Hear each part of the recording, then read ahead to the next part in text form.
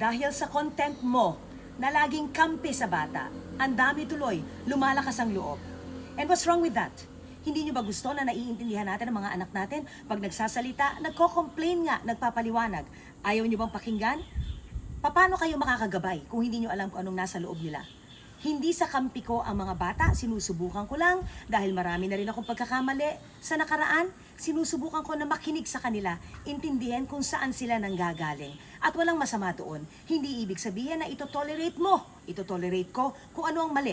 Dahil napaparusahan sila kung kinakailangan. Dahil ang mali, kailanman hindi magiging tama. So wag nyo sanang isipin na eto ako, intindihin ng bata, kung mali ang gusto, hahayaan mo na lang? Of course not. Ang batang marunong magpaliwanag at magsabi ng saloobin, mas lalong lumalaki at tumataas ang tiwala sa mga magulang. Ito pa isa, ang batang marunong magsabi ng saloobin at nagpapaliwanag sa kanyang mga magulang, mas madaling gabayan yon kesa tahimik, nasa loob ang kulo. Yung nagsasalita at nagpapaliwanag, hindi ibig sabihin na rebellion yon. Emotional safety ang tawag doon. Think about that.